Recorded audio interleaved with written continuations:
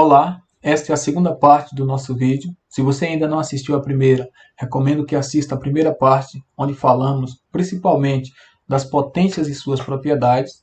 E nessa parte agora, nós vamos falar da multiplicação e divisão e fazer uma análise do bloco de atividade 2, que já se encontra na mão de cada um de vocês. Tá certo? Então, aqui nós vamos recordar a tabuada dos dedos que a gente começou a estudar na sala. Só para lembrar, já decorou aí a sequência desses dedos? Vamos ver como utilizar ele para resolver a tabuada do 6 ao 10, como a gente aprendeu na sala no início do ano.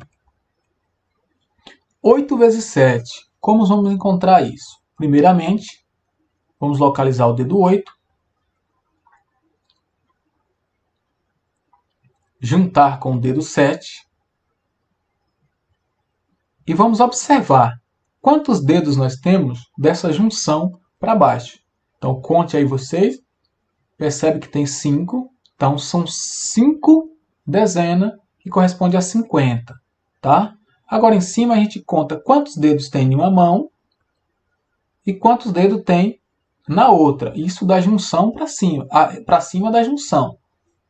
2 e 3. Basta multiplicar. É aquela tabuada que vocês se comprometeram a aprender. Do 0 até o 5. Tá bom? 2 vezes 3, nós temos 6. Então, 8 vezes 7 dá quanto? Só juntar esses dois números que nós temos aí. 50 mais 6, que vai dar 56. Para fixar, vamos a mais um exemplo. Como encontrar 8 vezes 9? Localiza aí o dedo 8. Localiza o dedo 9. Observe. Dessa junção para baixo, nós temos aí 7 dedos. Corresponde a 70. Aqui em cima, 2. E aqui, 1. 2 vezes 1, 2. Só juntar 70 com mais 2, que é a resposta de 8 vezes 9. 72. Agora vamos ver sobre divisão. Primeiramente, eu quero lembrar aqui a vocês os termos da divisão, que são o dividendo, o divisor, o quociente, que é a resposta da divisão, e o resto, aquilo que sobra. É importante que a gente aprenda esses nomes, porque existe uma relação fundamental que vai dizer que o divisor vezes o quociente somado com o resto vai gerar o dividendo. Então a gente usa isso muito para verificar, para saber se a gente acertou uma divisão. Então eu trouxe aqui uma divisão para a gente responder junto, para a gente ver como devemos proceder no processo da divisão. Como é a divisão por 6, eu preciso saber a tabuada de multiplicar por 6. E aí eu preciso dela para poder achar as respostas. E aí eu já trouxe ela aqui, tá? Mas ela pode estar aí na sua cabeça, nos dedos. Ou pode escrever também, quando for fazer a divisão, para poder facilitar na hora da resolução. Principalmente quando a gente está aprendendo. Depois que a gente aprende, agora a gente já vai usar mais a parte da cabeça para poder resolver, tá? Então vamos começar. Presta atenção, gente. Quais são os principais detalhes na hora de começar a uma divisão?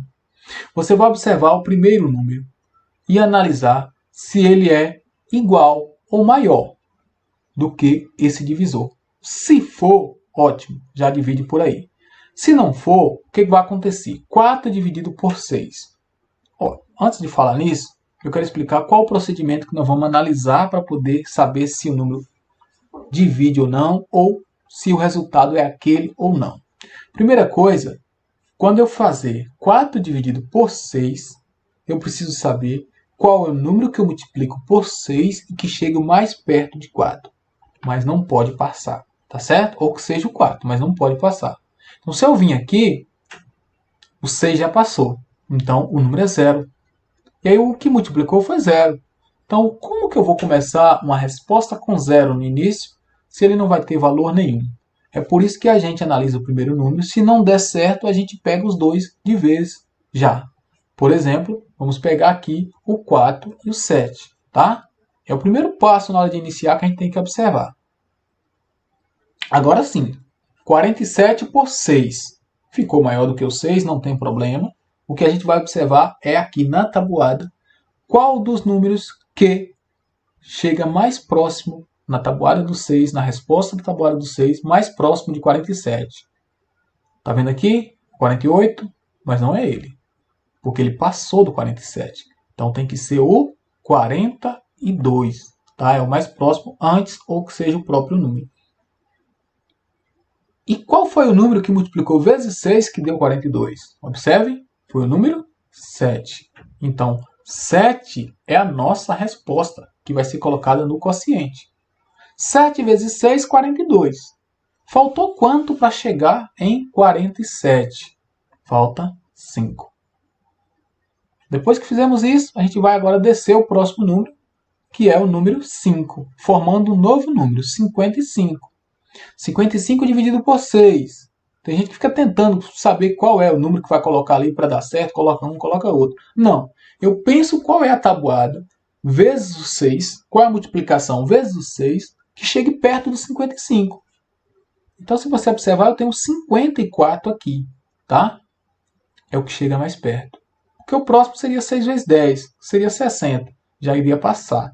Então, é esse aqui que nós temos, tá? E qual foi o número que multiplicamos por 6? O 9. O 9 é a nossa resposta. 9 vezes 6, 54. Falta quanto para 55? 1. E agora que vocês já começaram a entender, eu vou andar um pouquinho mais rápido. Então, desce o 4.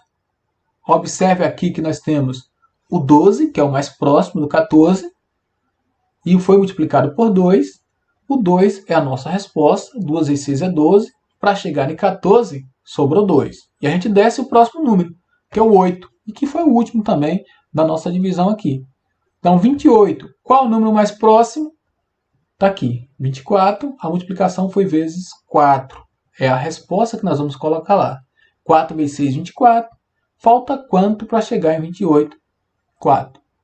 Então, é dessa forma que a gente resolve qualquer divisão. Quando tiver número, a gente vai descendo. Quando tiver resto, a gente vai descendo o número até chegar no resto e parar por aí, tá? Então tá aí a nossa resposta e aqui o nosso resto. A resposta é quociente, nós temos o resto, nós temos o divisor 6 e temos o dividendo. Vou deixar aqui para vocês verificar depois se realmente o divisor vezes o quociente mais o resto é igual ao dividendo. Então vocês podem verificar aí na calculadora, no caderno, qualquer coisa que seja. Mas tente aprender a fazer divisão, tá bom? Só quero lembrar que vale também para a divisão de dois números esse mesmo procedimento. Só que aí fica difícil porque eu preciso saber a tabuada daquele número do que vai estar no divisor que tem dois algarismos. Agora vamos fazer uma análise aqui rápida também do bloco de atividade 2, tá bom? Aqui está o nosso bloco de atividades 2. Não vou ler essas orientações, mas leia direitinho, tá? E aqui eu quero chamar atenção só para isso. Deixe os cálculos na atividade. Faça suas contas em qualquer espaço que estiver próximo da questão para a gente entender. Porque é através deles que a gente sabe como está evoluindo cada estudante, o que a gente precisa preparar para poder melhorar essa aprendizagem.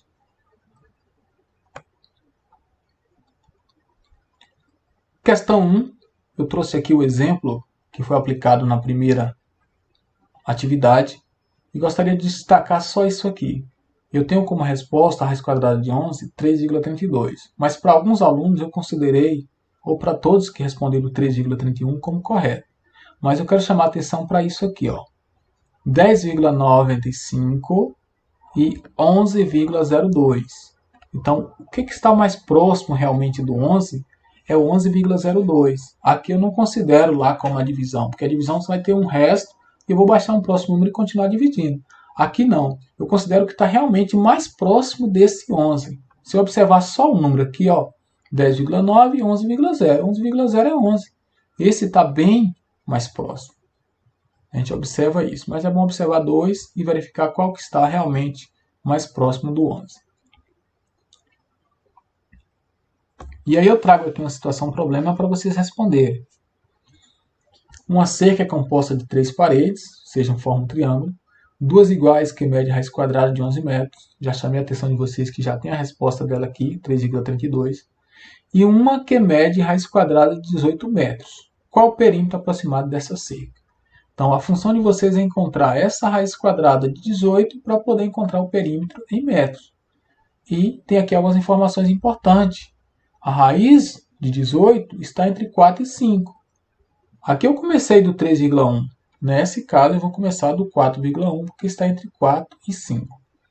E no final, está aqui a informação também importante, que basta somar a medida das 3 paredes para encontrar o perímetro.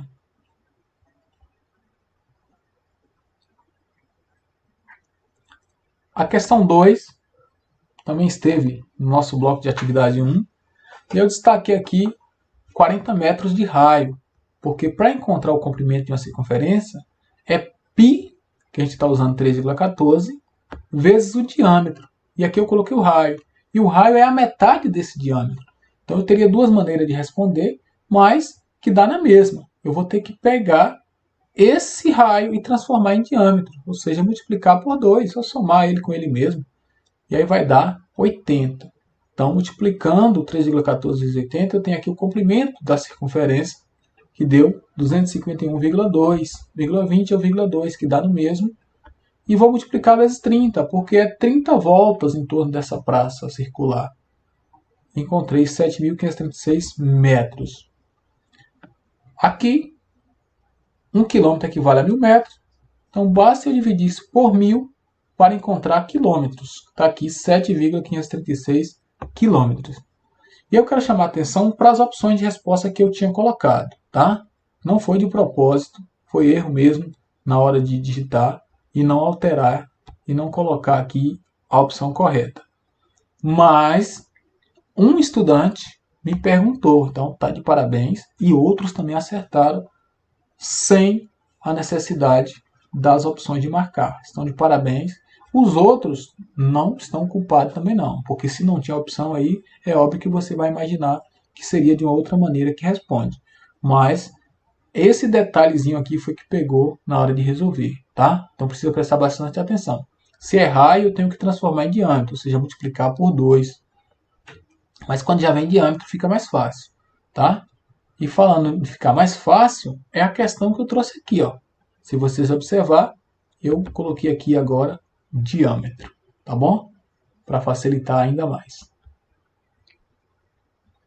A questão 3 é muito fácil. A questão 4 é a aplicação das propriedades. Está explicado aí como fazia. Também expliquei no vídeo. E vocês vão responder. Só chamar atenção para isso. Aqui pede para encontrar o valor das expressões.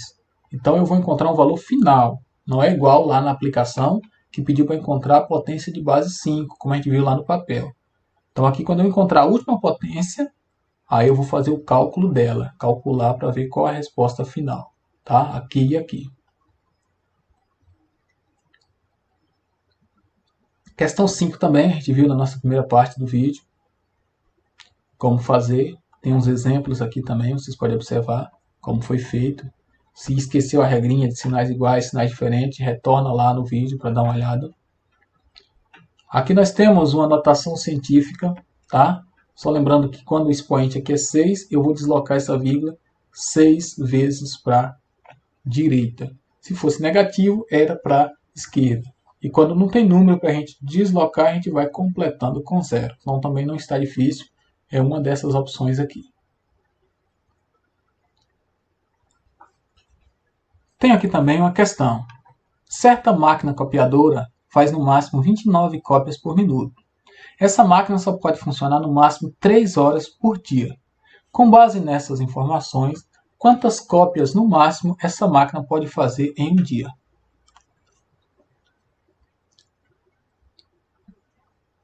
Só lembrar que uma hora equivale a 60 minutos e que ela faz 29 cópias em um minuto. E também ela não vai ficar ligada mais de 3 horas no dia, porque ela esquenta e não funciona, tá? Então faça as multiplicações necessárias e descubra quantas cópias ela vai fazer em um dia. A questão 8. Em um restaurante, 12 pessoas estavam lá e teve uma despesa. E aí quer saber quanto cada um vai pagar, se todos vão pagar a mesma quantia. Então, vocês devem pegar essa dívida de R$ 648 e dividir entre as 12 pessoas. Quero a continha de dividir aqui, tá? Já deixei aqui a tabuada do 12 para vocês verificar e não precisa fazer continha de menos. É só ver quanto falta, como a gente fez no exemplo lá atrás, e resolver.